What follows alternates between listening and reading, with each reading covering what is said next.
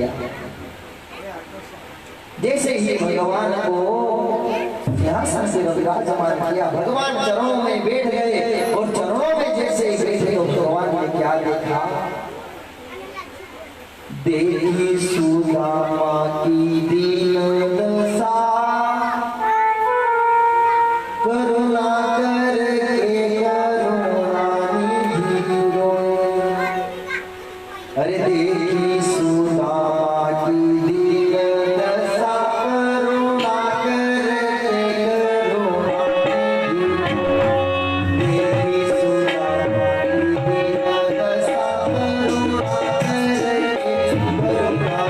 की दीन दशा, करुणा करके करुणानिधि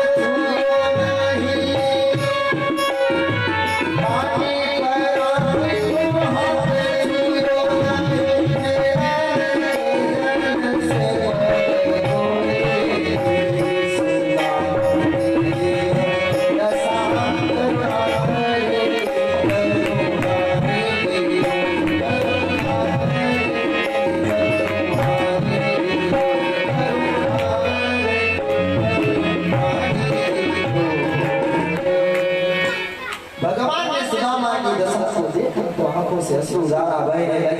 भगवान ने कहा कि जाओ रुक्मणी जी जल का पात्र लेकर के आओ, ब्राह्मण के पेट धोना है। रुक्मणी जल पात्र लेने गई, लेने में भगवान ने देखा कि सुदामा के पैर में कांटा लगा हुआ है। वो कांटा इतना गहरा लगा हुआ था कि हाथ से पकड़ने में नहीं आ रहा था। भगवान ने अपने मुख से उस कांटे को पकड़ा है और बाहर निकाला है। यही दरिद्री रूपी कांटा सुदामा के पैरों में लगा हुआ था, जो आज भगवान ने दरिद्र रूपी कांटे को निकाल करके भगवान इतना रोए कि असुरदान से भगवान ने सुदामा के चरणों को धोया।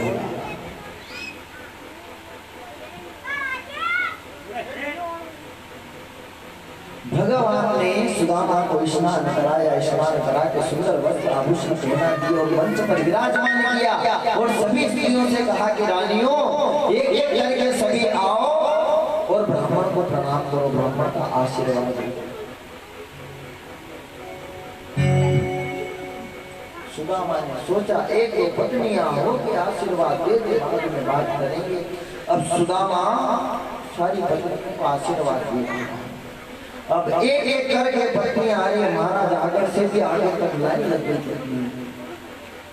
इसी दशा सुदामा आशीर्वाद दे रहा है, खुश रहो, अखंड सौभाग्यवती भव, सदा सुखी भव। ऐसे करते करते सुदामा ने 500 रानियों का आशीर्वाद दे दिया।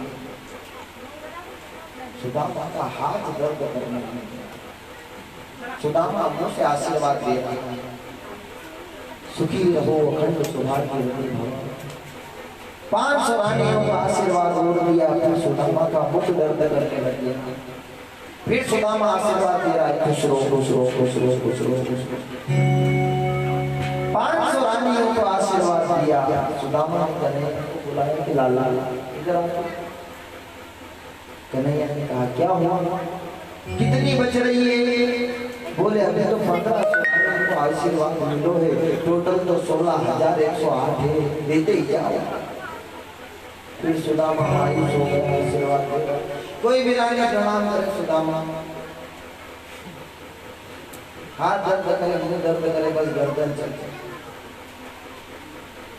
अब 500 रानी को आशीर्वाद दिया, महाराज गर्दन भी दर्द करने लगी। कब तक झुका, कितनी बार झुका? सुदामा ने कन्हैया को कहा कि लाला मैं किधर रही हो? बोले हाँ बोलो। बोले देख मैं हूँ गरीब ब्राह्मण, बहुत देरों से चलता थका हारा आ रहा हूँ। ये सबके कार्य आशीर्वाद देवी की ताकत मुंह में नहीं है। या सबके कार्य तू मुंह को प्रणाम कर ले, मैं सबको आशीर्वाद तो तेरे कार्य दे दूंगा। आज भगवान प्रणाम कर रहे हो, सुदामा आशीर्वाद दे रहा है। ये है भारत के ब्राह्मण में ताकत के भगवान से कह रहा है तू मुझे प्रणाम कर, मैं तुझे आशीर्वाद देता हूँ। क्योंकि इस पृथ्वी के और इस कलयुग के प्रथम देवता जो है वो है ब्राह्मण, क्योंकि ब्राह्मण ही आपको भगवान से मिलाते हैं। आज भारत का ब्राह्मण कह रहा है भगवान से कि तुम को प्रणाम कर, मैं तुमको आशीर्वाद दूंगा। भगवान ने प्रणाम किया, सबका आशीर्वाद लिया और बेटे बेटे वार्तालाप चल रही है। भगवान ने कहा सुदामा एक बात बताओ, तुम्हारा विवाह हुआ या नहीं हुआ? सुदामा ने हाँ हाँ हो गया। और लाला तेरी भाभी को नाम पता क्या है? बोले क्या है? बोले सुशीला नाम। बोले जब तो भाभी बड़ी सुशील होगी। बोले हाँ। बोले तब तो भाभी ने मेरे आगे कछु ना कछु भेजो।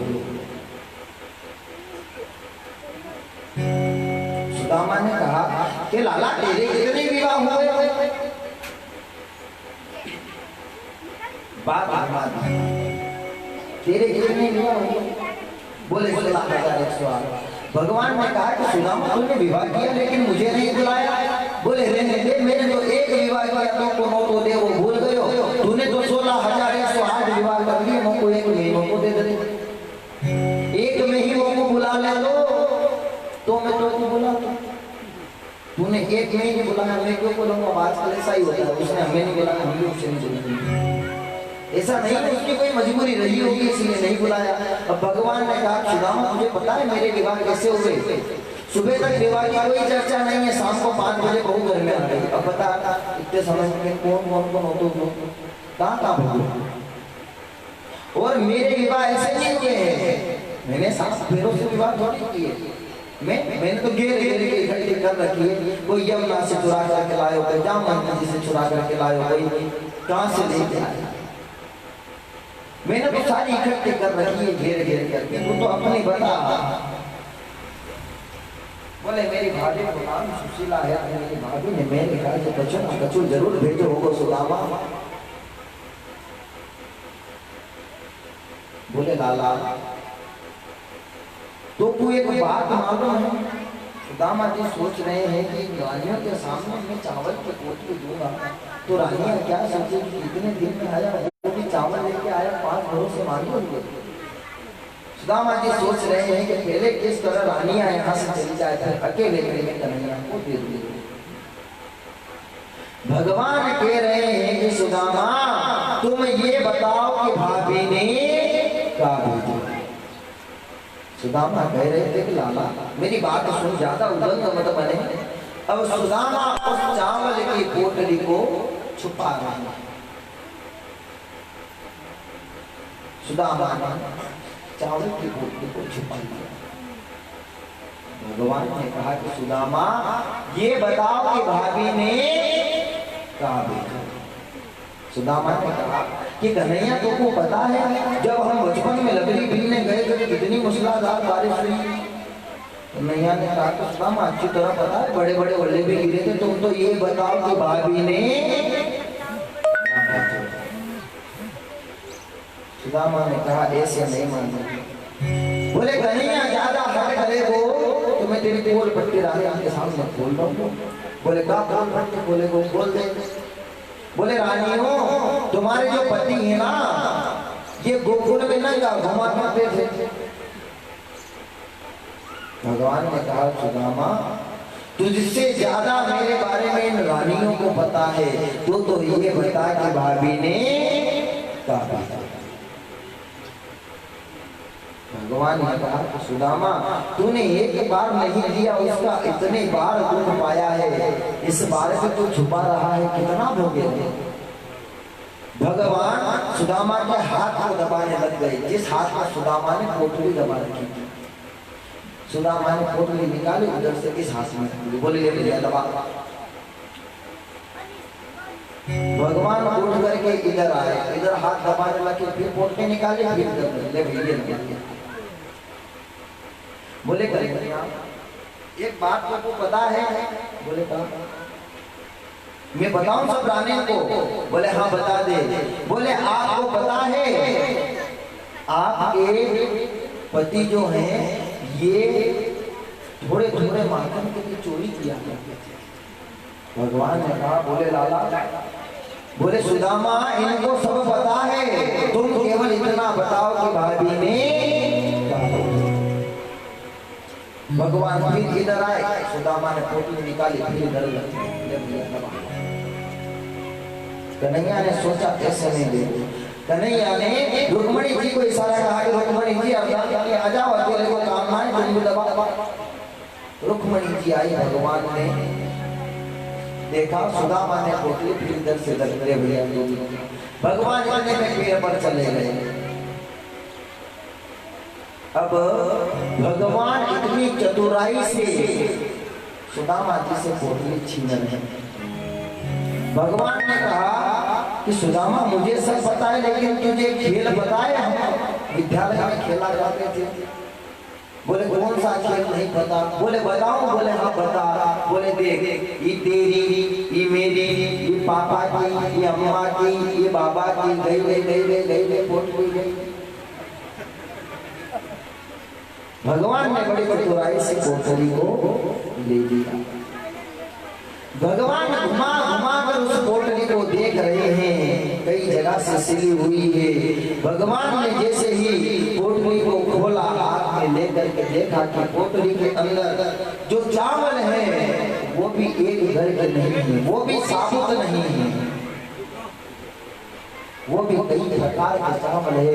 कोई भुना चावल, कोई पूरा चावल, कोई आखा चावल, कोई पीला चावल। भगवान ने देखा इतनी गरीबी है मेरे मित्र के घर। भगवान ने एक मुट्ठी चावल की भरी और भगवान उसे भोग लगा गए। बोलिए बाल कृष्ण लाल की। एक मुट्ठी चावल खा करके भगवान ने ब्रह्मलोक का सुख सुदामा को दिया। भगवान ने दूसरी मुट्ठी चावल के लिए उसे भी भगवान भोग लगा गए। बोलिए बाल कृष्ण लाल की।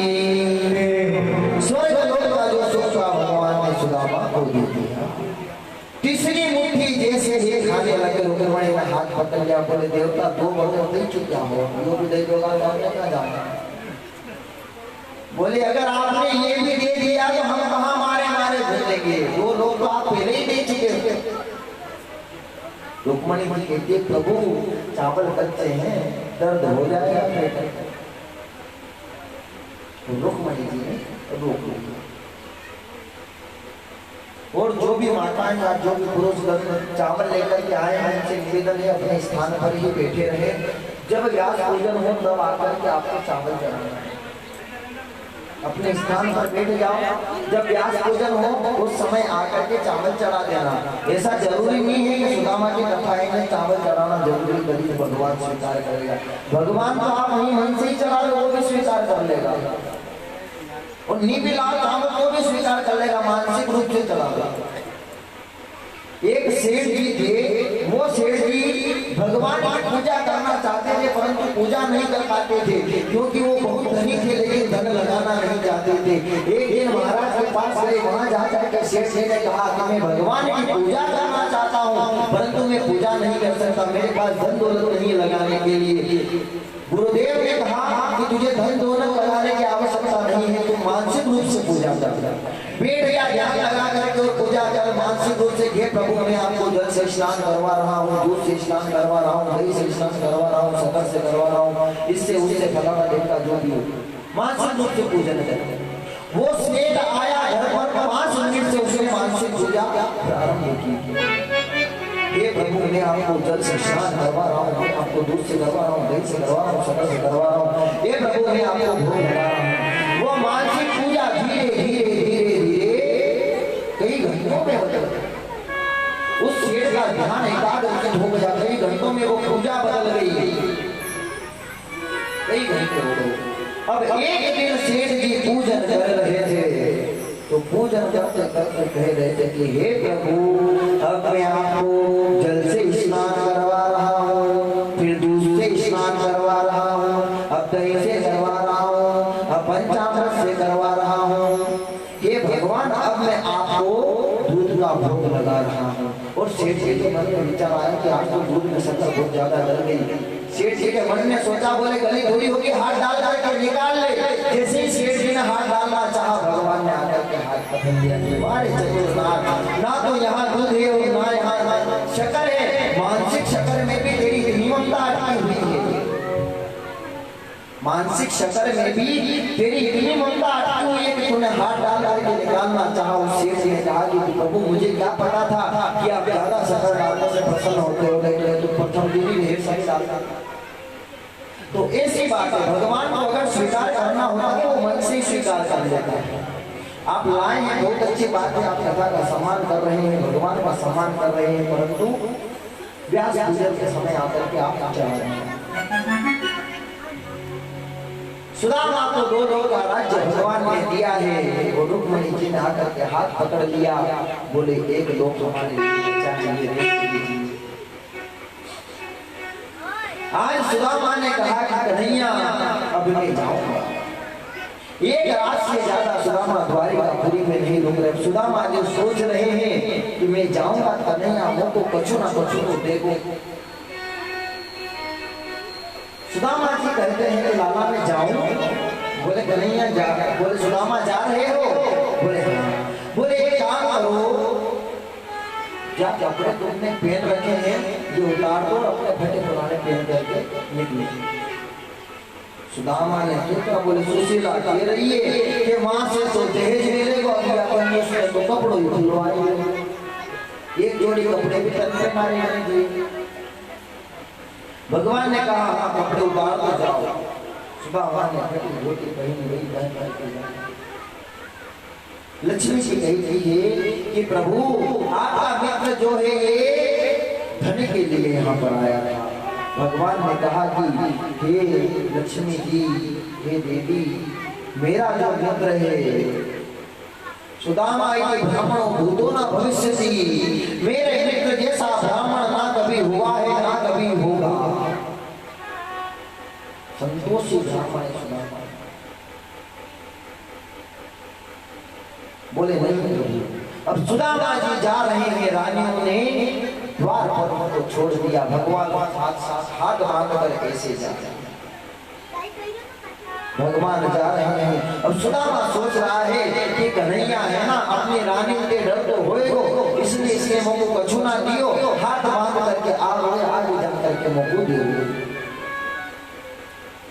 भगवान चला रहे पीछे सुदामा आगे जा रहा है। सुदामा ने पीछे मुड़ के देखा, कन्हैया जाऊं? बोले हाँ भैया जाओ।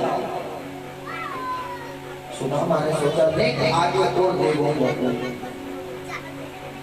बोले कन्हैया में जाऊं? बोले हाँ भैया जाओ। सुदामा ने सोचा कि और नहीं आगे चल के देखो।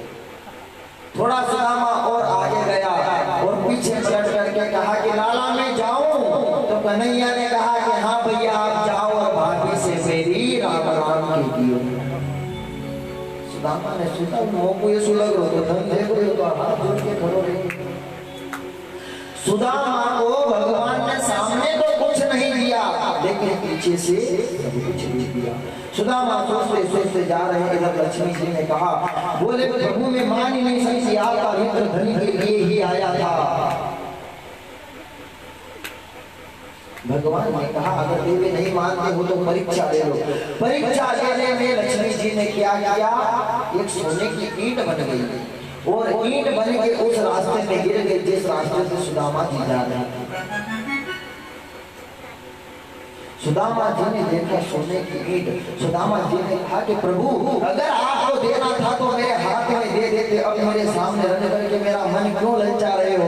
1 लाख सोने की ईंट को मारी लक्ष्मी जी ऐसे करते करते बोले कहीं ऐसा नहीं हो मुलाकात हो जाए। बोले प्रभु मुझे तो लगा धन लेने के लिए आया था, यहाँ तो 1 लाख और भोगना पड़ गया। बोले देवी मैंने आपको पहले ही कहा था कि मेरे मित्र जैसा संतोषी ब्राह्मण भूतों का भविष्य ना कभी हुआ है ना कभी होगा। ऐसा संतोषी ब्राह्मण। सुदामा जा रहा है, आते आते 6 महीने जाते जाते 3 महीने व्यतीत हो गए। सुदामा पोरबंदर में पहुंचा, अपनी कुटिया के पास वहां पर क्या देखता है, बड़े बड़े मंदिर बने हैं। मंदिर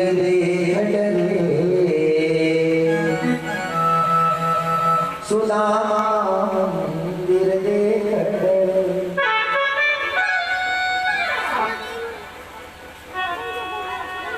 मंदिर देख डरे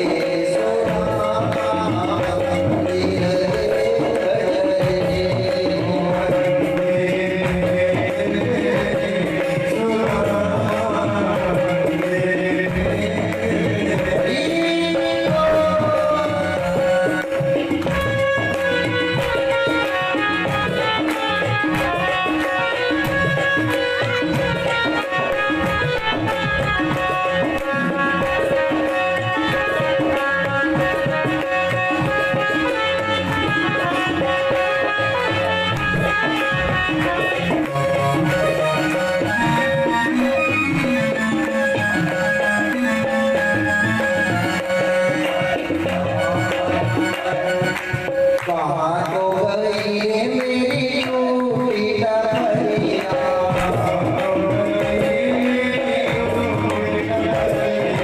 कहाँ तो गई रे मेरी टूटी डगरिया,